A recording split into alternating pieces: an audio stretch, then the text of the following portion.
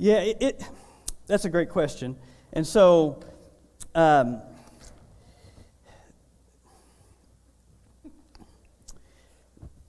each one of those new ones starts when a church redreams. And so, begins to have a new vision.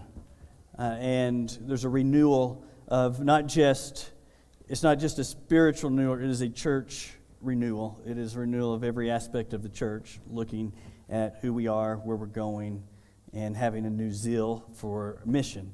And so it is, in a sense, it is a rebirth in the sense that you have a new vision and direction, new excitement is something new. But there's also a lot of theory behind that, and we're going to actually get into that some tonight as far as the surveys that we did, and we're going to be talking about how that works. But it is, it is, I don't know the best way to put that, but it is it's something that we see happen. We know that it happens. We see the churches that do that and how that changes their growth cycle. But there's also there's some theory and science behind that as well. So, yeah.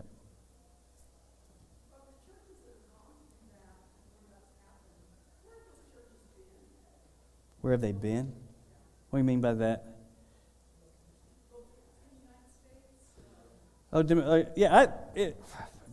This is specifically the United States Church is where most of this stuff's coming from, because that's where we get the most data.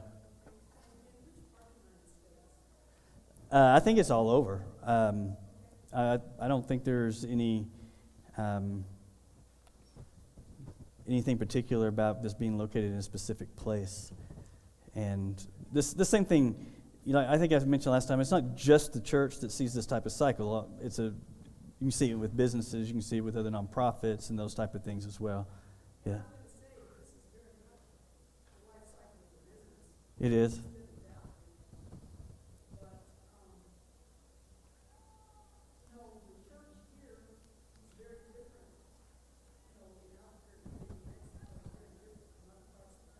Mm-hmm. Yep.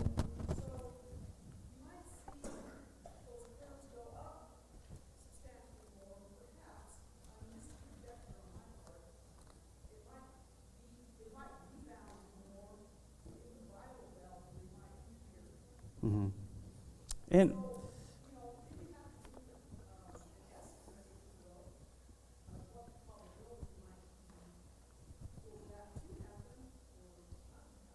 yeah, and it is, one of the things I said last time as I got started was, thinking about this as not just numbers, but health.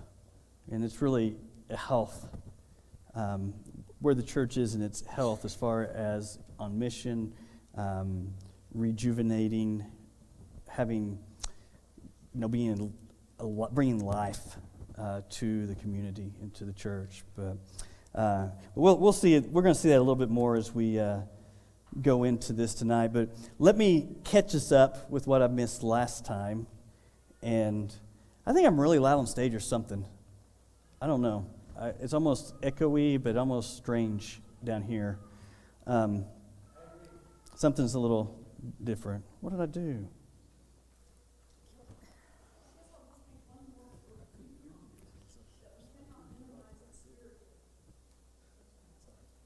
That's all right.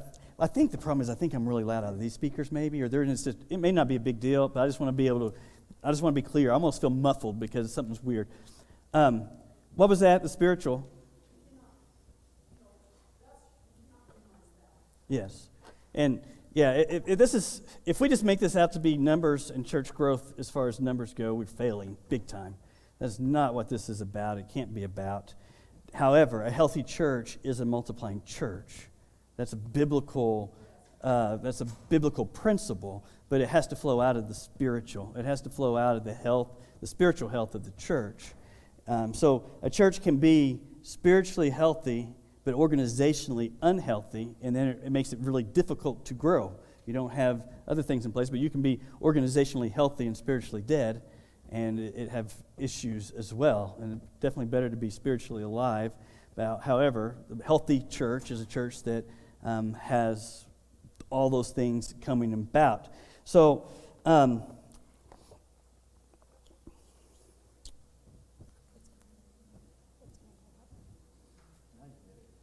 know it disappeared over here.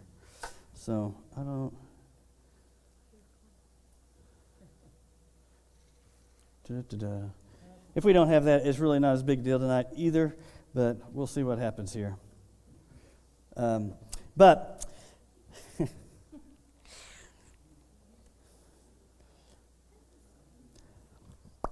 Okay, the Ncd Survey. How many of you filled out one for the survey? I think a lot of y'all did, and I tried to divide it around, so I didn't try to take favorites, so if you didn't get one, go, well, I think, yeah, see, some people just aren't important. But I think I only had like 30 of them, something like that, so we just kind of had to divide it out and try to get a good feel of the church. And so here are the things that they're measuring the health of the church. Empowering leadership, gift-oriented ministry, which are your spiritual gifts aligning with the church, passionate spirituality, functional structures, loving relationships, inspiring worship, holistic small groups, for us that would be our Sunday school, and then need-oriented evangelism. And this is going to be based off what they call the 65 hypothesis. Doesn't that sound really interesting? But the average score, the mean score, that's really the better word. The mean score is 50. I don't remember. It's been a long time since I've had math. 15-point deviation on each side captures the majority of churches.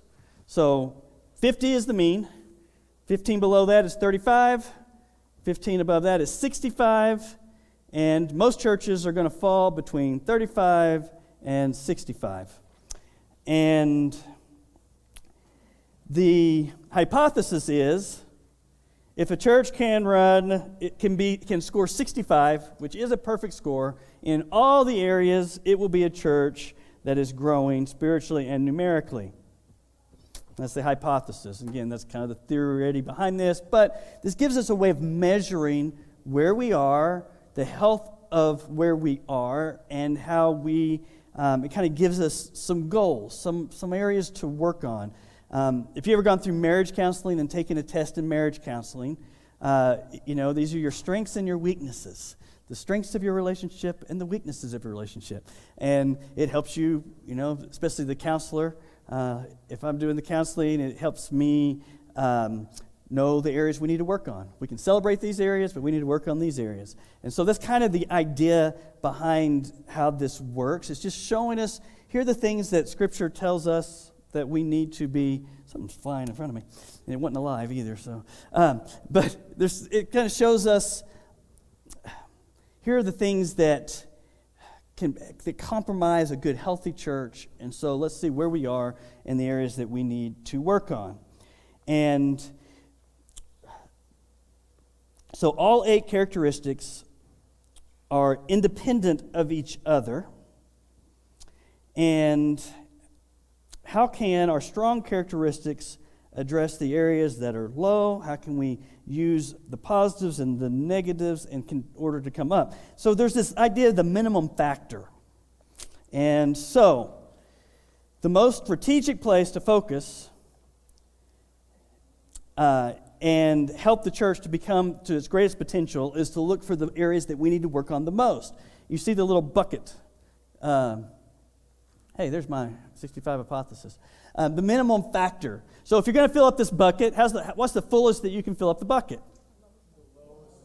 To the lowest rung, lowest board, not whatever it is. But and so if you're going to get more water in there, what do you have to do? You got to take the lowest ones and raise them up.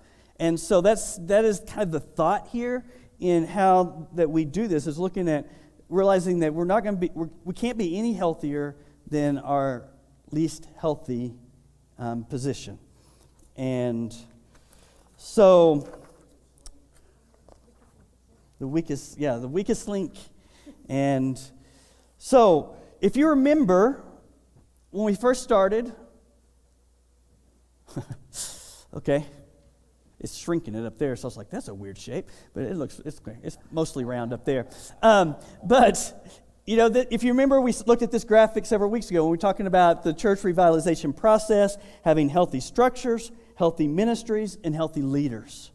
And so if you're thinking about those categories, healthy structures, healthy ministries, and healthy leaders, these are the areas of this test that fit into the overall health of the church. So you have empowering leadership, functional structures.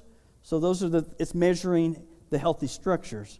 Under healthy ministries, you have the holistic small groups, inspiring worship, need-oriented evangelism, loving relationships. And so if we're going to have healthy ministries, that's what it's measuring, those things there. Healthy leaders are the passionate, spiritually gift-oriented ministry. And so those things are there. So that kind of makes sense. So if we've been looking overall at, we need to make sure that we have healthy structures, healthy ministries, and healthy leaders.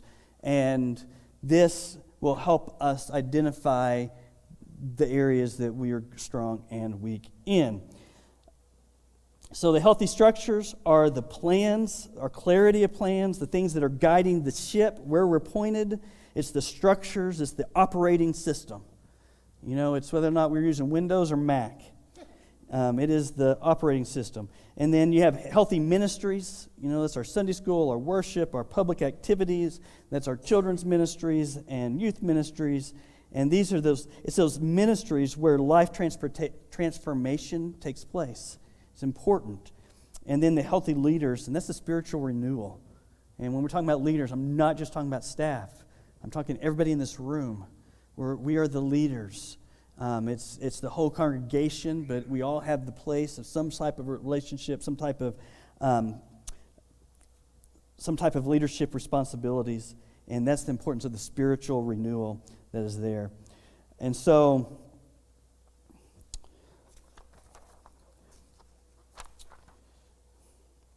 well, we're going to skip the group questions because I went ahead and handed you all the answers, and so we can all pretend like we didn't see it, but most of y'all probably looked at it already, right? And so let's go over the survey results. So you remember, the average mean church, sounds weird, mean. The average church is 50. Most churches are going to fall, 70% of churches are going to fall between 65 and 35. All right? Our average is 33. That's this paper. Yeah, and that's showing on the back side of the paper, not the one with the bars. You'll see that number on the right-hand side, right under quality characteristics. So the average of all of our things put together is 33. Where was our thoughts when we talked about the growth curve of where we were? Right about between maintenance and decline. Every group kind of was in a little bit different place, but you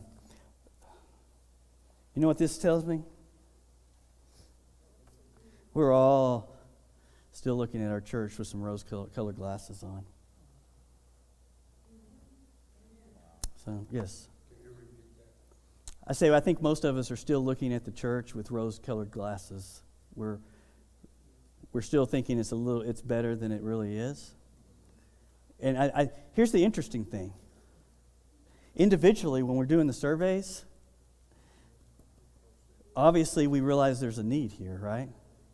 Individually, when you're writing it down, when we're talking as a group, and let me tell you, I'd rather y'all be positive than negative. All right, so that's all right. We can be a little positive, but I also want us to be honest.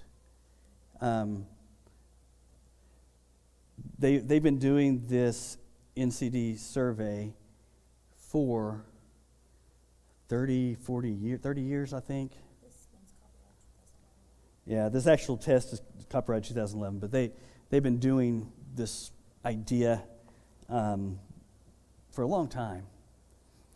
Now, we do not know yet exactly what COVID has done to these numbers. It'll be interesting in the next couple of years as they get enough of these surveys back to kind of know how it's changed things. However, how does it make you feel that we're in the bottom 15% of healthy churches? That's what I'm saying, below 15%. Do I say it loud? Yeah, we're not within this first standard deviation. And yes, Lewis. I don't know if it's me, but I'm having a hard time hearing you. Okay, he's not hearing me. I think a while ago the problem was I was too loud on stage, but I'm not sure I'm loud enough out here because they're having trouble hearing me. Well, Something's different. something has changed. Is it my mic in the wrong? So, our subwoofers may be going crazy. I don't know. Is that better? All right. Yes. It might be a little helpful if we understood what each one of those categories. We're doing that. We're going to go through these categories. But I'm just thinking overall,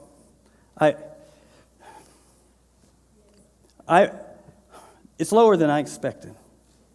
That's a little shocking to me. It's a little, I really would have seen this more. I was expecting to be under the 50 mark. I wasn't expecting to be under the 35 mark. Here's the thing, church. Does this just make us mad? Does it depress us? Or does it motivate us to do something about it? And I hope it motivates us. Because these numbers didn't come from somebody on the outside. These numbers came from us. It's easy to say, well, that person came in and evaluated, didn't see things quite well. But this is the way that we feel. People that are willing to show up on a Sunday afternoon to come and talk about the health and direction of the church, this is the way we feel. And so, like I said, I don't want us to, just like, man, it's depressing. I want this to motivate us a little bit. And let's see what we need to work on in the areas that we are stronger in, the areas that we're weaker in, and how can we raise the ship? Because I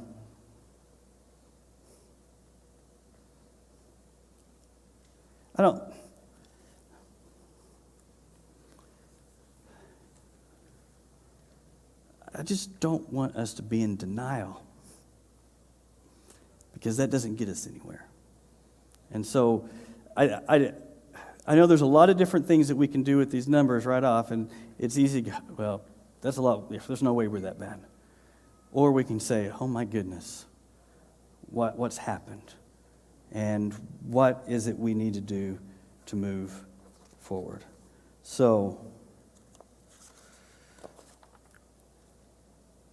what, yeah.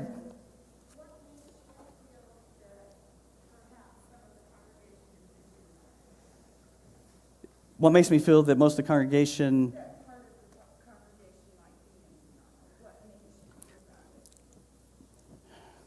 where a lot of people put us on the growth cycle last time. Yeah, where am I basing that off? If we're really at 33, we're in decline, and it's serious decline. Hard to back up decline. Does that mean there's no hope? Not at all. But when most of us put ourselves somewhere just past a little, and still kind of in maintenance mode, the numbers don't bear that out. Can I just be real? The numbers don't bear it out.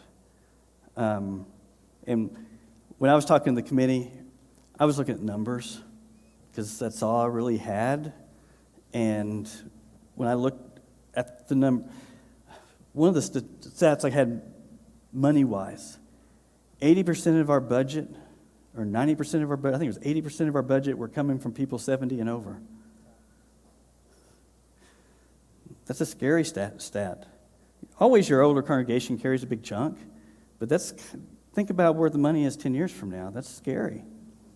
All right? And you look at, when's the last year that we averaged over 300? Almost about 5 years ago, 4 or 5 years ago. At some point, you stop blaming it on, we had a bad year with the last pastor, we had a bad transition, we had COVID. Somewhere we stop making excuses and realize that if we just have one bad year, you can say it's a blip. When you start having 4 years in a row. So, it's a trend. It's a direction that reveals the health.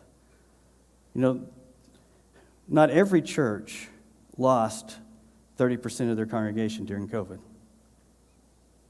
Not everyone did. Most did. But you know what the healthy churches did during COVID? There's really strong, healthy churches that were still going up the first side of the thing. They actually gained people during COVID.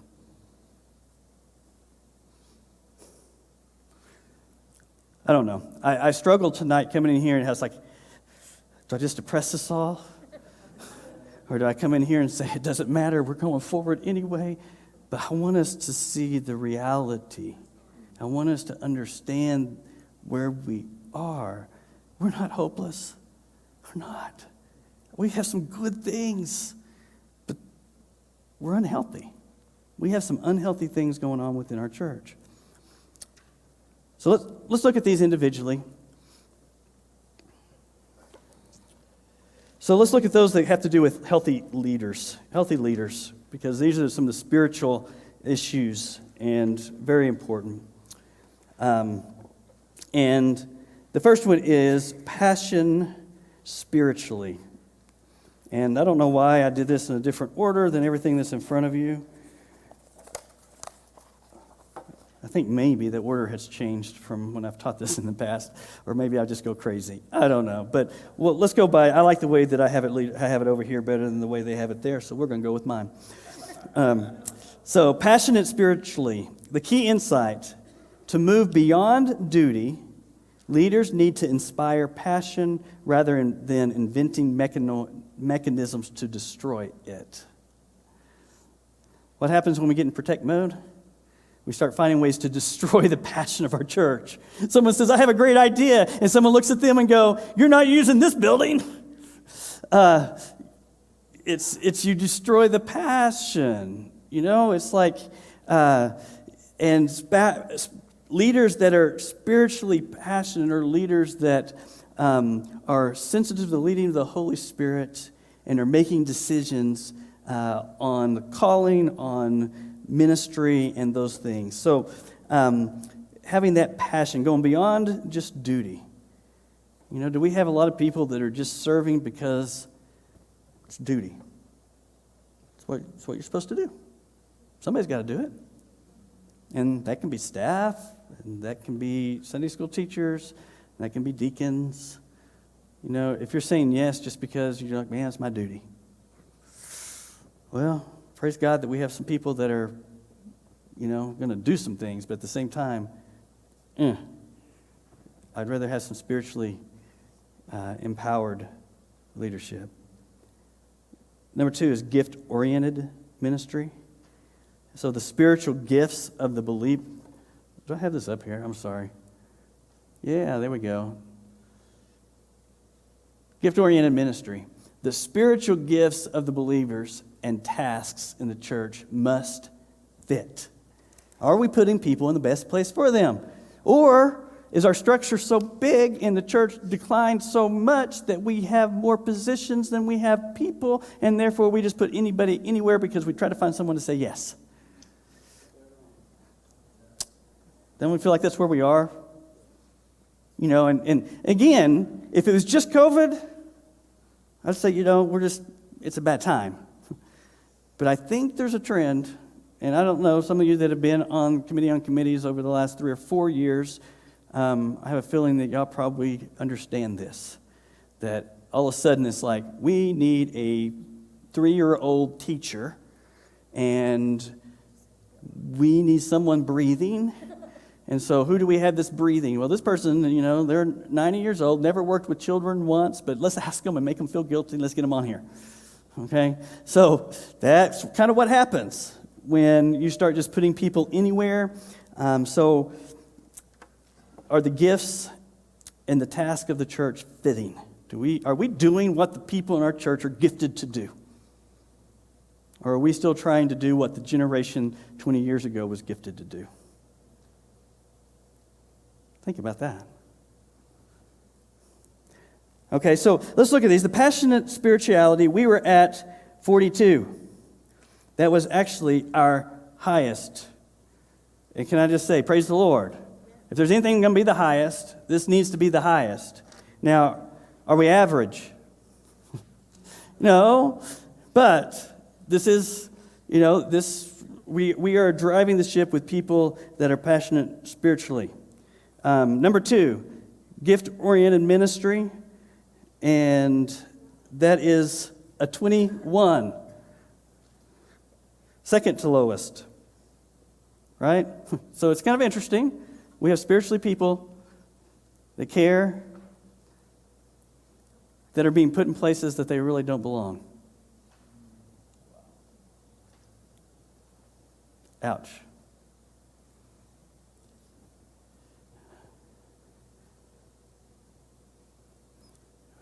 We want to see the biggest impact. We got to figure out where the passion of our people is and figure out how to get them going towards that. Where is it God's wanting us to serve? What does He want us to do?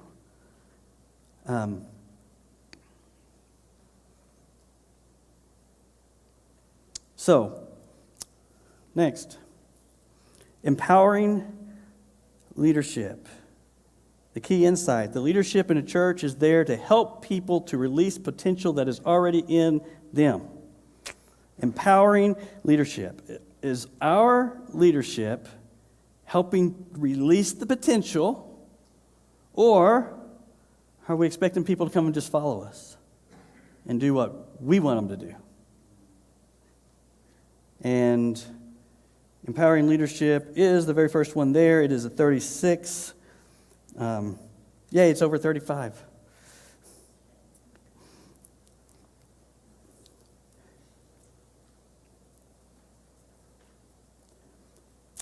But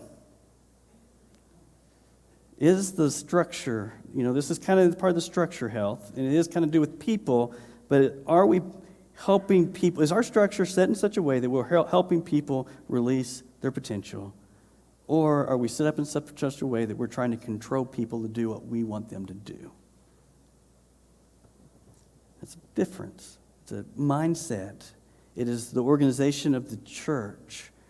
And so many times our committees become that which wants to control and make decisions and limit instead of that which is empowering. Number 4, functional structures. This is the effective structures there on your thing. This is 19. This is our lowest point, and this is the number one reason I started this whole thing in the beginning, is because it was obvious to me from the very start that our structure is in trouble. And like I said, I don't really know things that happened before COVID, but it's not. I don't think that what we're seeing is just something that was put on pause because of COVID. I think that we saw the symptoms that got exaggerated because of all that's gone on over the last year and a half.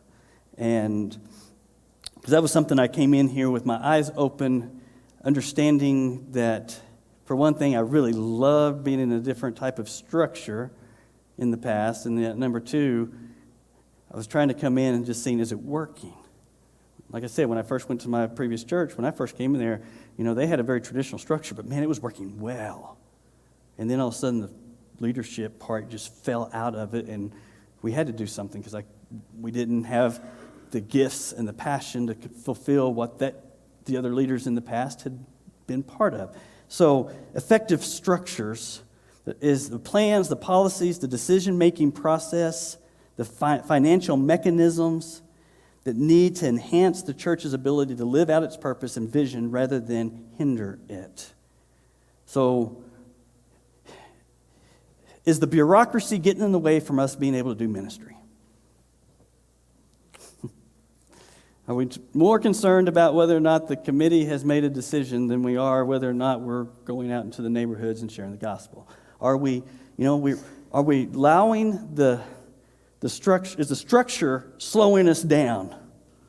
And when you have people that aren't gifted in the areas that they don't want to serve, really the only answer to that is, yeah, it's because we don't have people running these things that care. And it's not that they just don't care, it's just that's not where their passion is. They care about the church or they wouldn't have said yes. But is it an area that they truly care enough about? And we need to have these effective structures if we're going to have health. And number 5, inspiring worship.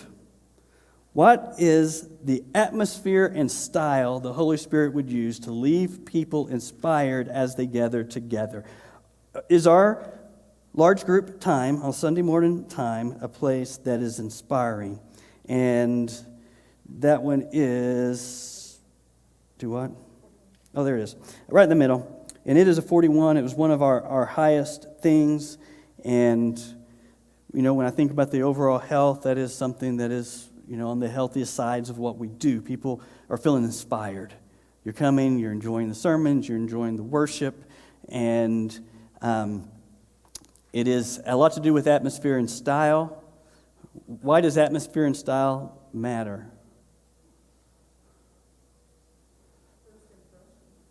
There's a first impression. You're relevant to the culture that's around you. But there's also this idea that we have to be careful of, is that if all of us are one way and the people that are living in the neighborhood around us are way different, let's just say that you're in an inner city situation and the church has been there forever and everybody's driving from other places to come into church. There's a lot of those that exist out there. And then you decide, we're going to have a service that's going to reach our neighbors, and then you have a hip-hop service when people are used to singing hymns every Sunday.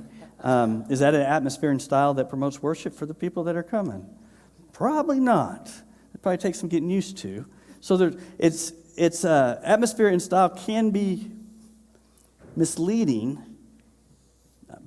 So you got to always be thinking about that. But, we have 2 different styles on a Sunday morning.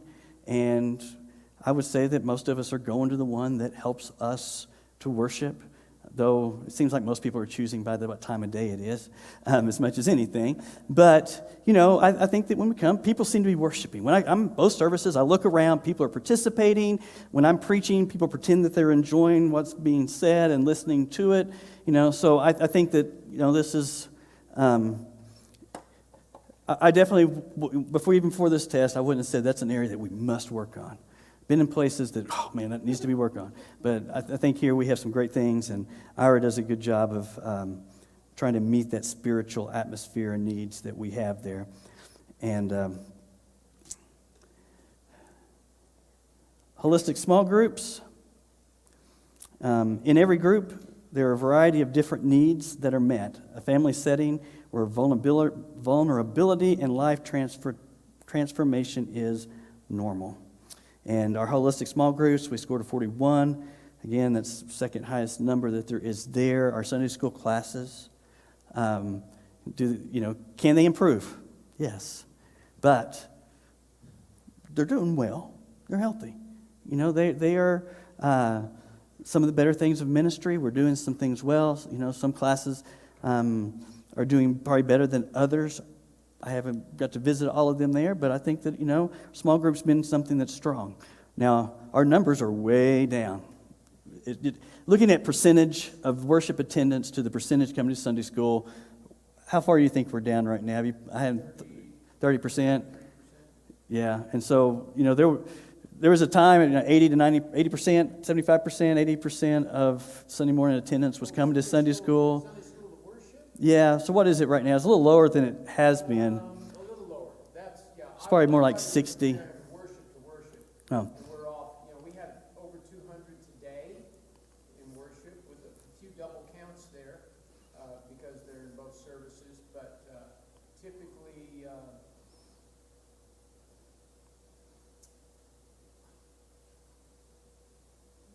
I'll bet we're in the 65 to 70% rather than 75 to 80. okay, yeah. So we're down a little bit from that, but it's pretty healthy. It's not.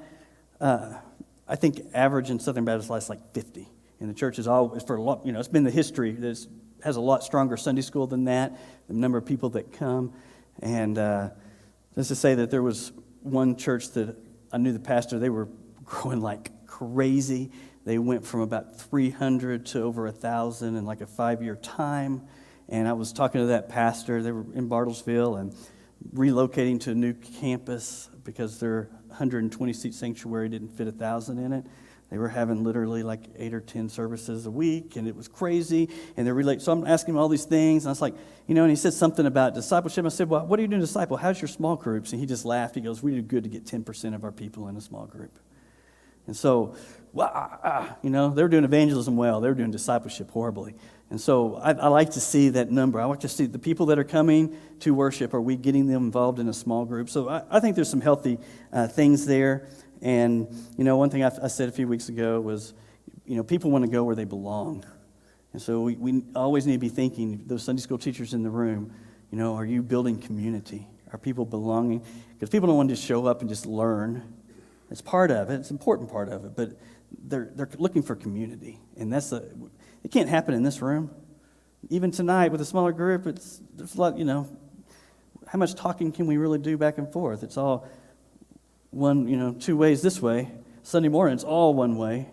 But our small groups where everybody gets to be part of. So the holistic small groups, need-oriented evangelism. You must think, what are the questions, needs, experience, and fears of the people you want to reach? And so where are we to need-oriented evangelism? We're at 32. It's a below average. A lot of this has to do with creativity.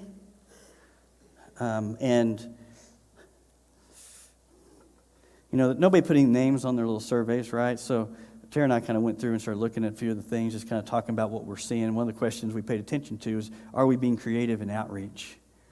And hardly anybody put very strong on that, which I thought was, we do some things that are pretty cool, but overall, we aren't feeling like we're being creative with it.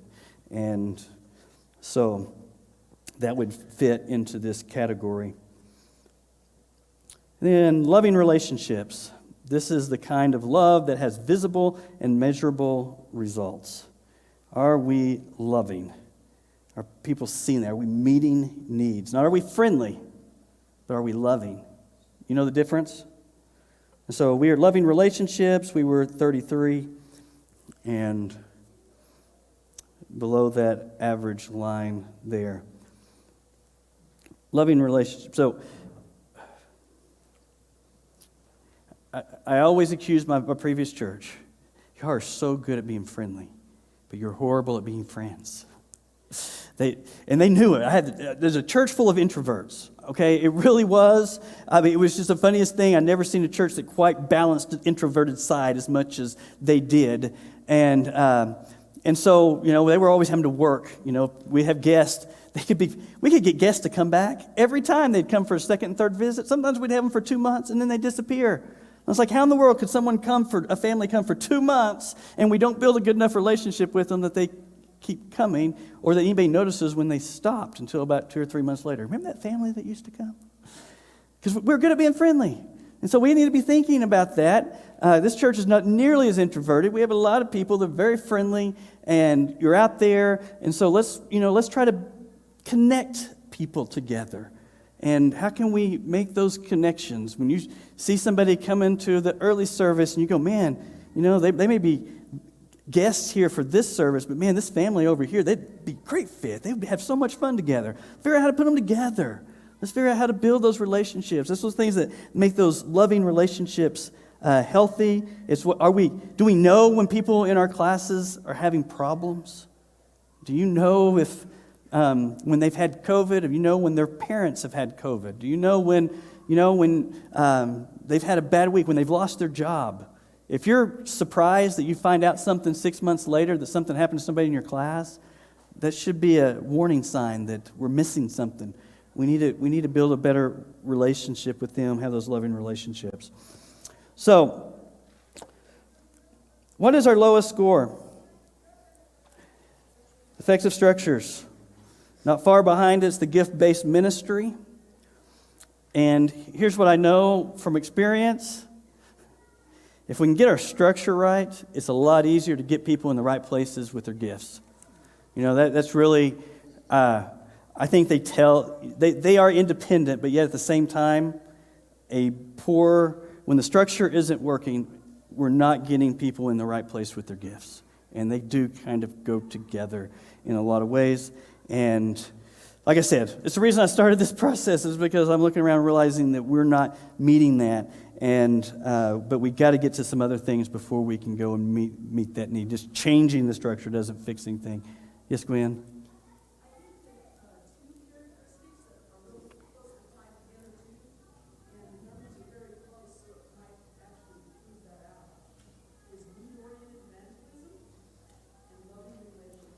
Yeah, need-oriented evangelism and loving relationships. And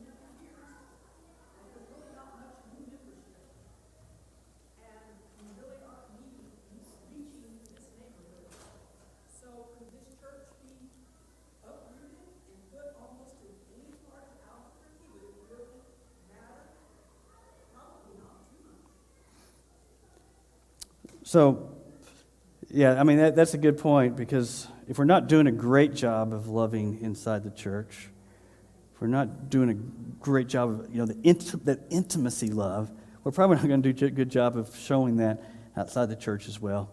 And some needs there. So, the lowest score,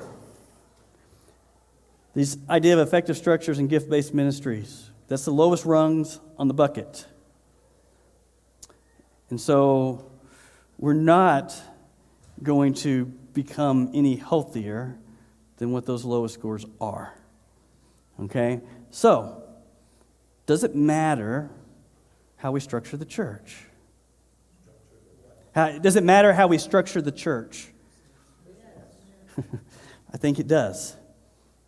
I don't think it matters as much see how to say this. I don't think it matters as much how you structure, but it does matter if you have a healthy structure. Does that make sense? And so, to say this, there are elder-ruled churches that are healthy, and there's elder-ruled churches that aren't healthy. There's congregational-ruled churches that use committees that are healthy, and there's some that use committees that aren't healthy. There's some that use a kind of a mix between the elder rule and the congregational rule. You see that a lot in Southern Baptist life, where you don't vote on everything, but you vote on some things. And so use some of those that are healthy and some of those that aren't healthy. There's there's team structures that are healthy and there's team structures that aren't healthy. So that is not the most important piece. Most important piece is that we have a structure that is healthy, that's working, that's putting people in the right places, and that it's not causing a bureaucracy to slow us down, but it's causing us to have a way to help our people to explode in ministry. And so that's what the most important part of it is. Now, I say all that to say, I don't want to undercut the theological side of it too. And as we go through that, you'll hear more of me talking about the theology behind different types of structures, because those things matter as well. But here, it's not saying that we have a unhealthy type of structure. It's saying that the structure that we're using is not working. Yes. Sorry, No. maybe just me, but I just, a little more definition on what you mean by structure. I heard you saying elder-led Okay. versus congregation. He's asking, what is structure? Structure is how we make decisions. And so what do we do to control? What do we do to empower? What do we do to decide how to spend money?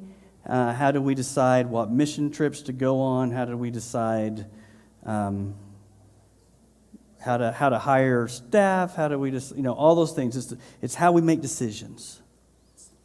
Just speaking for myself, it seems like we put a lot of dependence on our staff to lead in those areas and to define that structure. And then they seem to put a lot of that together, and then they come to us and we vote on whether we want it or not. Mm-hmm. And I'm just wondering, is that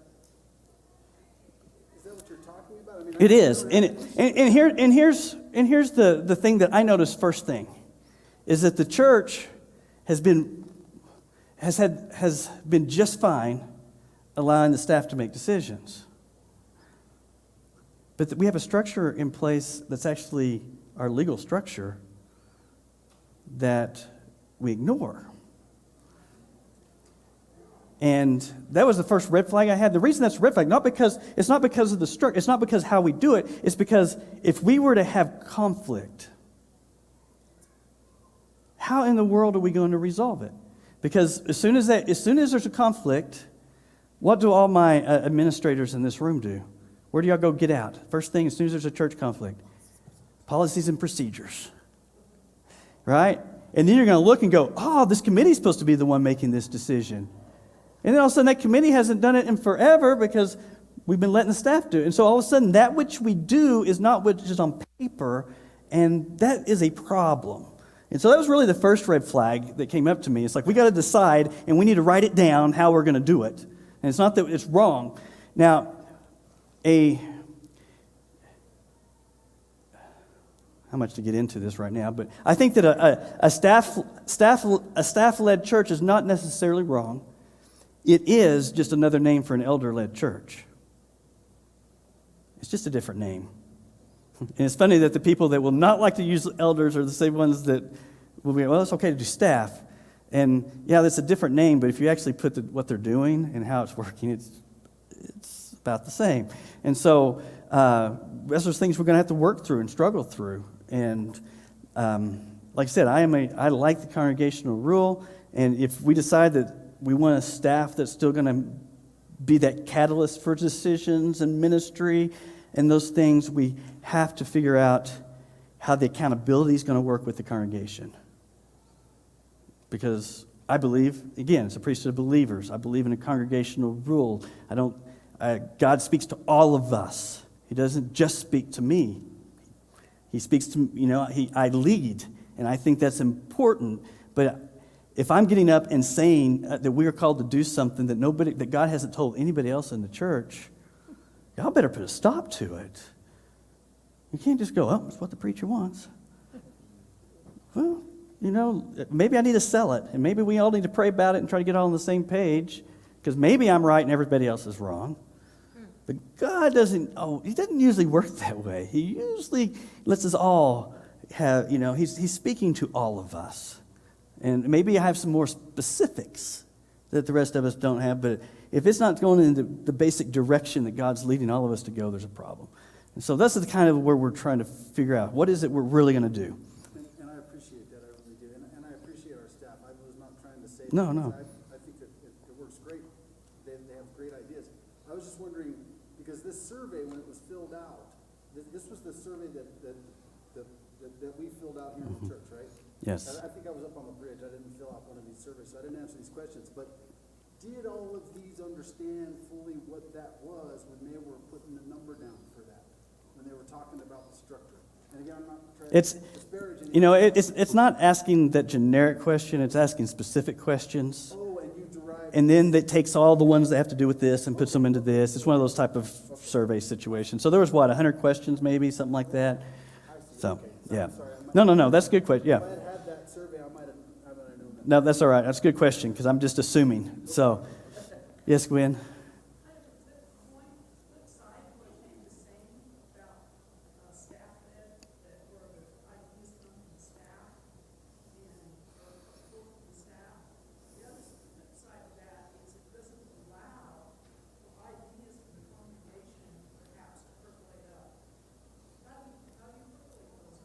Mm-hmm.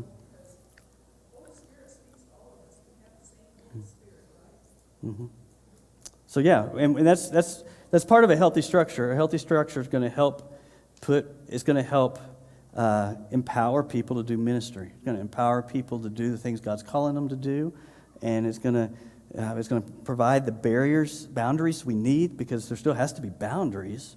There has to be, like I said, there's going to be accountability. You're going to hear that a lot as we start looking specifically at structure. What is the accountability? Accountability. The pastor needs people that are holding him accountable. The staff needs someone holding them accountable. All of our leaders in other areas of ministry need people holding them accountable. Accountability is important. And those things aren't very clear right now. They just aren't. Matter of fact, when I read the Constitution and the policy and procedure stuff, I'm only seen to be accountable to the congregation as a whole. So unless something becomes a public problem, there's nobody to call me out, And so, get ready, deacons. We're going to talk a lot about that at our meeting, because I need protection. I'm going to be honest. I need protection, and if I'm not being accountable, I have no protection. I didn't mean to cut you off, but I'll just say, I can't think of any of our staff members that wouldn't take a recommendation from any of us. Yes. They're all very open, very, cooperative, and they Yeah. listen to the And that's one of those positive and negative. We have a great staff. Everybody's trusted the staff. But because we've trusted the staff, it's almost been, on the other side of this, is we're paying them to do it. They're the ones we paid to do it. We're just going to let them do it. And that doesn't become a healthy thing. And it's awesome the church trusts the staff. But biblically, why do all the offices in the church exist? To equip the saints to do the work of ministry. If we're the only ones doing it, we're not doing our job. We need to be equipping y'all to do ministry. And that part of that is dreaming up the ministries. So, yes. So, under the structure, don't all of our committees fall under that? And the committees make decisions. They make recommendations to the staff. Mm-hmm. So she's asking about the committees. And the committees are our structure. It is. But they don't necessarily, if the church is letting the staff make so many decisions, the committees don't serve as much of a purpose. And therefore, if they can get together and meet and make decisions, but what's happening? And I don't know how long this has been going on. I don't know if this is always, but what seems to happen, if a committee gets together and meet, they make decisions, and they tell the staff what decisions they made. And so then it becomes an expectation the staff's going to do what they decided. And that's not healthy either. And so, and it's not just that they aren't meeting, that they aren't just making decisions. It's, we need the people. And one reason you're going to hear me say a lot about teams, like I said, y'all get to be the ones to decide how we're going to do this. But what I like about teams is teams are the ones doing it. They aren't just making the decisions. They're the ones that the expectation of doing whatever it is that we're trying to do. And if they're just making decisions, then they can throw it in the lap of the staff. But if they're the ones that are responsible for carrying something out, you're going to be held accountable to do that which they've been called to do. So, yes. And I think a lot of it has to do with those loving relationships piece. Mm-hmm. Because there are ideas that come from the congregation that you mentioned. But we don't have a connection with a committee, Mm-hmm. with a staff. Yes. Or how do I talk to the worship pastor, the senior pastor, the education pastor, the somebody Mm-hmm. to talk about my idea, Yeah. to see if the Holy Spirit is moving in, that kind of area. Mm-hmm. It has to do with relationship. Yes. I mean, there's a church in town that's a wonderful church, a wonderful teaching, but there's no connection. Mm. And it's amazing to me how that church functions with Yeah. And we're fortunate in West in some ways, that we're smaller, that we've got, connection to speak with you or Kevin or Ira or Yeah. Roy. And, but there still is not that maybe free flow of ideas Mhm. or clear channel. I mean, a lot of times when we advertise something, hey, if you're interested in this ministry, go talk to Kevin. And I wonder how many in the church really don't know who Kevin is. There's some, right? Everybody knows Kevin. We probably should put melodrama dude. Or it's, here's Kevin's email. Oh, yes. In this technological age, Kevin becomes an email. Yeah. I'm interested, Kevin, and he responds back, So, I mean, it's instead of that eyeball-to-eyeball connection. Yeah. But all too often, when people bring up ideas, it's not the way we've always done it, and they get shut down before it ever gets on. Yeah, and if we're not careful, and I think it's what some people are experiencing right now, according to the survey, is, we have an idea, and you get like, well, that's not the way we've always done it, which means I'm still protecting my ministry over here, and I don't like that. And so, yeah, and if we're making decisions as leaders in the church because it's not the way we've always done it, there's a problem. There's a problem. It doesn't mean that we have to do that we are expected to do everything that gets brought out. But if our first reaction is, this isn't the way we've always done it, there's a spiritual issue that's going on. So, yes. Another thing is, when you have an idea, Uh-huh. like I wanted the children's area to be painted bright colors with, and I mentioned it at a business meeting, and they said, we need to talk to the properties committee, and I was like, well, I don't know how to, Who's the properties committee? Yeah. so that I could Yeah. basically. And that is, it becomes, it's a that is a good example of the bureaucracy that happens. And that needed to be a discussion. You need to have people you go to, and the discussion could be there. And whether it's a good idea, not a good idea, the ideas come out and discussed, and then we, make those decisions. And so, Suggestion box that then gets routed to the yeah, and but a healthy church is grassroots. That's maybe what I'm saying here. We got to be able to listen to that. Okay, Gwen.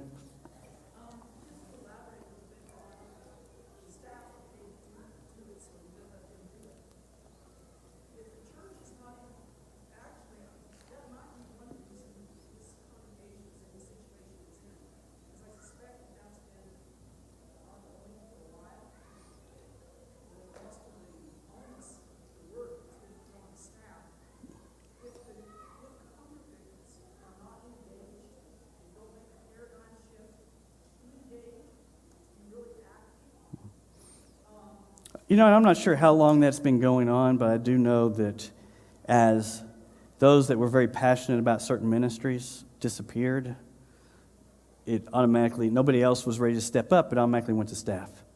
Instead of allowing things to die, the staff has kept them going. And how many times do we keep doing that good, and that good keeps us from doing great? Something I read in a book years ago, and I say it all the time, because I always want us to be thinking, because, is something good taken to volunteers and our time away from us where we can't do something great? And it's not that we just drop doing it. We can't just stop doing stuff, but is there something great that we could do that we're not doing because we don't want to get rid of something that's good? And if God's not calling the leaders up from within the congregation, probably needs to die. And that people hate that. WMU? We just make it where it hits the heart for some people, right? But if the leaders aren't there to do it, nobody's passionate about being the leader and making those things happen, why do we keep trying to do it? Why do we still say it exists? It's like, are we still going to have a library? We don't have anybody leading the library. We have nobody passionate about doing the library. How can we have a ministry that, You know, I'm going to sign to Roy. Roy, you're in charge of the library. Can't do it, you know? And besides that, you know, there's a lot of people that don't know anything about paper books anymore. So we have resources and we have ways, and anyway, there's new things. And I'm not saying we get away, you know, we do away with the library, y'all be ready to fire me. But let me tell you, God didn't raise anybody else up. There was nobody else trained to do it. And we need that room. So guess what? Things got rearranged a little bit, and we're using it for Sunday school class. Yes. This type of discussion can go on forever. It can, yes. However, my interest is, we have identified some areas to work in. Mm-hmm. When, how are we going to work in them so that we get beyond just let's talk level?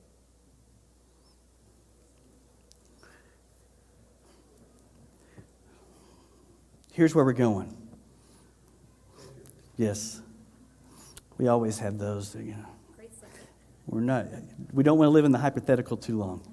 And so, 4 R's of revitalization. And let me tell you how these things fit in. For those that are 65%, 10 to 15, or 65% and up, that's 10 to 15% of churches. What they just need is resourcing. Anything that we scored over 65%, we can resource, and we know that we're just giving them good resources, everything's going to be good. What ministry is that for us? Refocusing. This is those between 35 and 65. 50 to 60% of churches, they need some refocusing. We've got to focus on something different. Let's look at the overall number. Our 33 is below 35. Do we need refocusing? 20 to 30% of churches, those are between 15 to 35%. They need restoring. To be restored. And those that are 10 to 15, the bottom 10 to 15% churches under 15 is rebirthing. And I think I said earlier we were below 15. We're in the 20s in percentage of churches. But anyway, we are in the restoring. We don't have to start over. But we got to do more than just refocus. And that's one reason that I'm going to recommend that we completely overhaul our structure. Is because it needs to be more than just reshuffling things. We really need to go to the board and erase the structure and figure out what's going to serve us best. Okay, so we need to restore it. We need to, I think that there's almost a rebirthing idea that's going on here. But if we just keep a committee structure and we try to figure out how to make it healthier, it's going to be really easy for us to fall right back into where we are. A little bit more dramatic. We're not changing the church name, and we're not making everybody become members again and rebaptizing everybody or anything like that. But a very visual way that we are doing things to help us realize that we're doing something new, something to get excited about, to get our peripherals, those that come on Sunday mornings that haven't been coming being part of this, those peripheral people, getting them excited about something new that's happening, taking our 20-something-year-olds that they're all gone tonight. But our 20-something-year-olds, when you talk to them, they had us probably closer to where we were in decline. They really had us on the other side of decline. How do we get them excited and want to get plugged into the ministries? They're here, they're coming, and that group is growing. Praise the Lord. I had a parents that stopped me out here today and started talking about their 23-year-old, married less than a year couple, and how they haven't found a place in town, and they're really praying they'll come and check things out. But, it appears how traditional we are. And they just don't think they want to be at a traditional place. They need to go hang out with these 20-something-year-olds for a little bit, and let me tell you, they'll realize how awesome things are. 'Cause these guys are awesome, but you know what? How long are they really going to stick around if they truly think that we are past decline? That's scary. We need to show them that we're willing to make the big steps, financial steps, to invest in the future of the church so they have a place to serve and a place for their kids to grow and be discipled and serve and come to know Christ. We need to give them a reason to be here. Besides just, from a lot of them, their parents and grandparents are here. That's okay. But they're not just, most of them aren't just followers, guys. These guys, they got good degrees, have good jobs, and are working hard and love the Bible and care about the teaching of the Bible. Michael does an amazing job up there teaching. I haven't heard him teach yet, but I hear from people all the time that are in that class, that group, that just thinks he's an amazing teacher. And that's what we need to be building around. If not, they're going to go somewhere else. And guess where we're going to be? And yeah, so I think that we need something a little bit more than just reshuffling things. We need a visual direction change that's going to take us into the future and get people excited about the ministries that they can be a part of and that they need to be a part of. So, yes.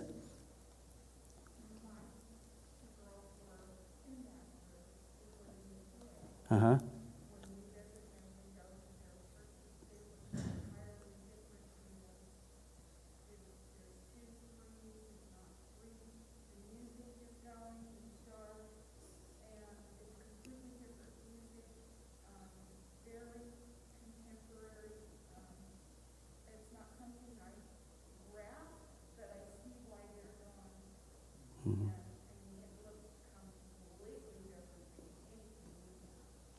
Yeah. And that's easy to see just by watching streaming services out there. Yeah. You can see, I'm sorry? What she's saying is easy to see if you go watch streaming services of other churches out there. Because I do it because since we do our own, I like to compare and listen to us and try to see where we stand. And so I look at other churches and it is a different atmosphere. Mm-hmm. Yeah, and those are all things that we have to look at. If we're going to, let me just say, and I know we're way late. I think it is important. If this group, and this is kind of the oldest group that we've had since we've been doing this for the most part, I think average-wise, but if this group isn't willing to make sacrifices for that 20-something group that's over there, we probably just need to give up. But I don't think that's who we are. I don't think that's what you want. And I don't think that we have to go be megachurch television. But we need to be relevant. We need to meet the worship needs of that group. But what's funny about the group that God's bringing us is one of the guys that joined a few weeks ago, Justin, I think James, starts with a J.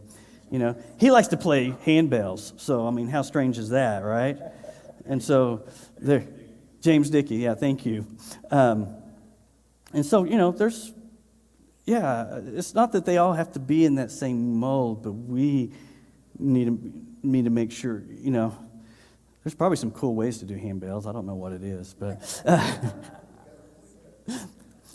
put some LED lights in there and turn off all the lights. So, but you know what I'm saying, though, we have to be willing to make some sacrifices for the next generation, because if it just becomes about us and how we're comfortable, this church 10 years from now is going to be in big trouble. And so, yeah. Anything else real quick? Yes.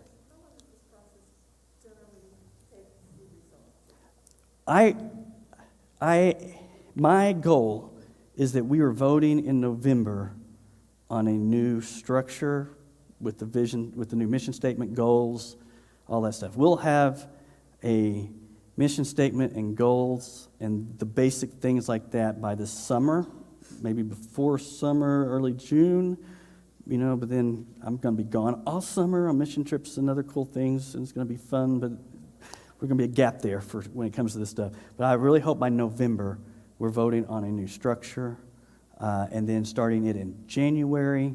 And then I really think that a year, we will start seeing some things, but I think that it take 12 to 24 months to really get great momentum. But I think that it'll be excitement. I think that people will start buying in.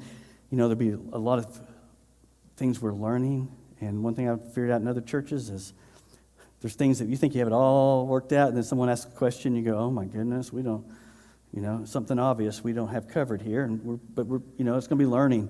We're going to be trying to figure out all that stuff. But I really think by November we're voting on a structure and starting that in January. And yeah, and the summits is how we get there. So 2 weeks from today? March 13th, whatever that is, 3 weeks from today. March 13th is our first summit. We're going to be in this room, and despite all the ways I've tried really hard to figure out another option, we're going to put in round tables into this room between 12 o'clock and 1 o'clock. But there's going to be a meal that day, and so you can stick around and have the meal and all that stuff, and then we're going to, all you that have any backs left at all are going to come in here and go, and we're going to set it back up, all the middle stuff. But we need to have this place full.